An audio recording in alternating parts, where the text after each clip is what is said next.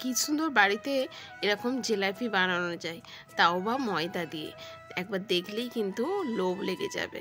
এরকম জাস্ট 10 থেকে 15 মিনিট হাতে থাকলেই কিন্তু এরকম জিলাপি বানানো হয়ে যায়।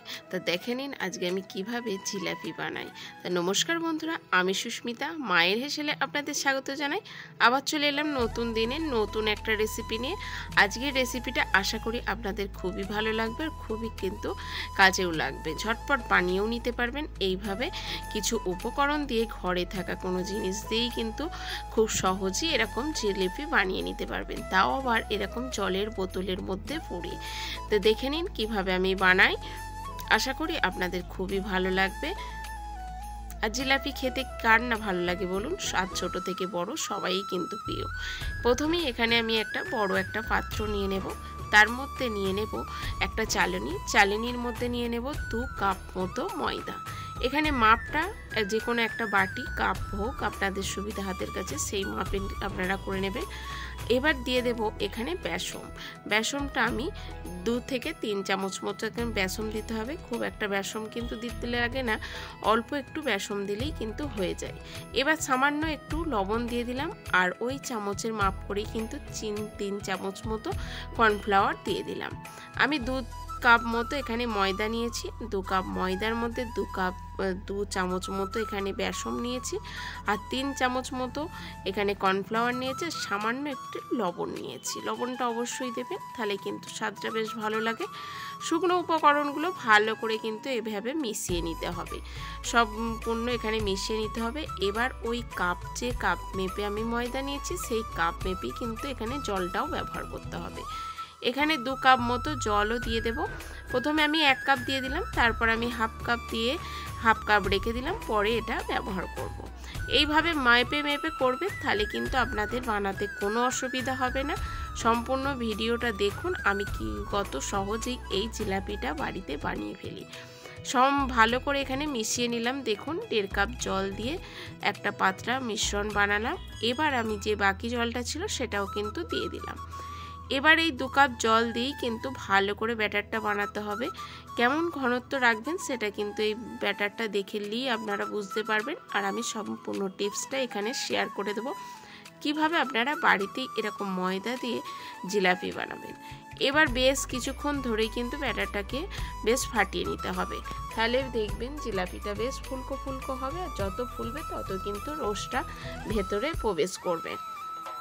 তার জন্য এই কাজটা একটু টাইম নিয়ে করতে হবে। ভালো করে দেখুন মেশানো হয়ে গেছে, ঘনত্বটা ভালো করেই বুঝতে পারছেন কতটা রেখে দিয়েছে, কত সুন্দর মসৃণ একটা ঘনত্ব হয়ে গেছে। এবার আমি দেখে নিন কিরকম আমি মিশিয়ে নিয়েছি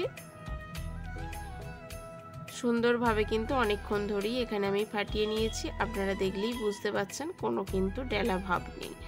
এবার এটাকে আমি সাইডে রেখে দেব ঢাকা চাপা দিয়ে। সবার আগে এখানে কিন্তু একটা শিরা বানিয়ে নিতে হবে। তার জন্য ওই কাপ মেপে আমি 2 কাপ মতো জল দিয়ে দিলাম, আর 2 কাপ মতো চিনি দিয়ে দিলাম। জিলাপির শিরা অনেকটাই কিন্তু একটু আঠালো ভাব হয়, তার জন্য যে কাপ মেপে আপনারা চিনি নেবেন সেই কাপ মেপেই কিন্তু সমান জল নিয়ে নেবেন। এবার ভালো করে চিনিটা গলে গেলে ওর মধ্যে দুটো আমি এলাচ দিয়ে দিলাম। এলাচ যেটা সুন্দর একটা ফ্লেভার আসবে তার জন্য দিয়েছি। এবার দিয়ে দিলাম 1 চিমটে মতো ফুড কালার, একদম কমলা কালারের যে হলুদ কালার সেইটা দিয়ে দিলাম।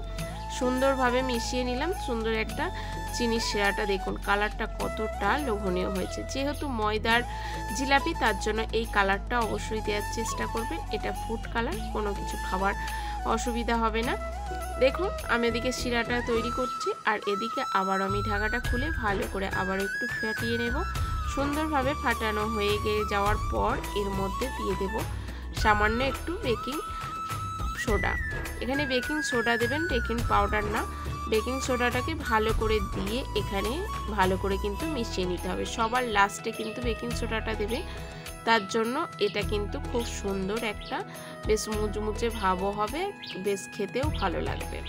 ভালো করে মেশানো হয়ে গেল। আর এবার ঘনত্বটা আপনাদের দেখিয়ে দিচ্ছি। দেখুন একটা চামচে পেছন দিকটা দেখুন কতটা ঘনত্ব হয়েছে। আপনারা আশা করি ভালো করেই বুঝতে পেরেছেন। এইভাবে আপনারা মাপ করে কিন্তু অনায়াসে জিলাপি বানিয়ে নিতে পারেন। আর গরম গরম বাড়িতেই সন্ধ্যাবেলা বানিয়ে খেয়ে নিতে পারেন। এবার জলের বোতল নিয়েছি, জলের বোতল মধ্যে আজকে আমি এই জিলাপিটা ডিজাইনটা করব। তার জন্য জলের বোতলের মধ্যে যে ব্যাটারটা তৈরি করলাম সেই ব্যাটারটা এর মধ্যে দিয়ে নিলাম। খুব সহজেই কিন্তু ব্যাটারটা এর মধ্যে প্রবেশ করা যায়। আপনারা এইভাবে যদি না ভেতরে না দিতে পারেন তাহলে কিন্তু একটা কাঁপার সাহায্যে কিন্তু ভেতরে নিয়ে নিতে পারেন এই ব্যাটারটা। সুন্দরভাবে মুখটা আটকে দেওয়ার পর এবার মুখটাকে আমি একটা ফুটো করে নেব। তার জন্য এরকম একটা ছোচালো কাঁচি নিয়ে নিয়েছি। কাঁচিটাকে একটু আগুনে একটু পুড়িয়ে নিচ্ছি যাতে ফুটোটা খুব সহজে করানো যায়। দেখুন এইভাবে কিন্তু একটু চাপ দিলেই কিন্তু সুন্দরভাবে ফুটোটা হয়ে যাবে। এইভাবে গরম করে নেবেন লোহার কোনো দিয়ে, তাহলে সুন্দরভাবে এই ফুটোটা বানানো হয়ে যাবে। দেখুন ভালোভাবেই কিন্তু ফুটোটা হয়ে গেছে। আর এরকম জলের বোতলে কিন্তু পুড়ে আপনারা খুব সহজেই জিলাপির আকারটা দিতে পারেন। সুন্দরভাবে তৈরি হয়ে গেছে। এদিকে চিনির শিরাটাও হয়ে গেছে, আমি নামিয়ে রেখে দিলাম সাইডে। এবার আমি একটা প্যান চাপিয়ে দিলাম, তার মধ্যে বেশ কিছুটা সাদা তেল দিয়ে দিলাম। সাদা তেলটা ভালো করে গরম করে নেওয়ার পর এইভাবে কিন্তু আমি জিলাপির শেপ দিয়ে নেব। প্রথমটা দিতে একটু অসুবিধা হবে, আপনাদের হাত কাঁপবে, তারপরে কিন্তু দিতে দিতে বেশ ভালো হবে, একদম দোকানের মতো। দেখুন দেওয়ার পরে কিন্তু মিডিয়াম ফ্লেমে এই জিলাপিগুলোকে ভেজে নিতে হবে, একদম লো ফ্লেমে ভাজবেন না।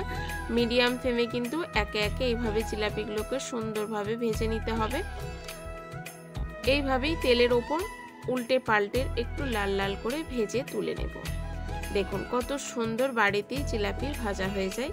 আর খুব সহজে খুব কম উপকরণ দিয়ে বাড়িতে থাকা কিছু উপকরণ দিয়েই কিন্তু সুন্দরভাবে এই জিলাপিটা বানানো হয়ে যায়। দেখুন কত সহজেই কিন্তু ভাজা হয়ে গেল। এবার একে একে তুলে নেব আর সুন্দরভাবে কিন্তু তেলটাকে ভালো করে ঝরিয়ে নেব। এইভাবে দুটো চামচ দিয়ে আমি কিছুক্ষণ ধরে রাখার পর দেখুন সুন্দরভাবে তেলটা ঝরে গেছে। আর ডাইরেক্ট কিন্তু আমি চিনির শিরার মধ্যে এইভাবে দিয়ে দেব। আমি 4টে করে একসঙ্গে ভেজে ভেজে তুলে নিয়েছিলাম। আপনারা এর থেকেও যদি বড় জায়গাতে করতে চান তা করে নিতে পারেন। আপনাদের যেরকম বাড়িতে পাত্র থাকবে সেই অনুযায়ী আপনারা একে একে এইভাবে কিন্তু জিলাপি তৈরি করে নিতে পারেন। আশা করি আপনাদের বুঝতে কোনো অসুবিধা হয়নি। আজকের এই জিলাপি তৈরি করার টিপস ও সুন্দর, আশা করি ভালোই লেগেছে আজকের জিলাপিটা।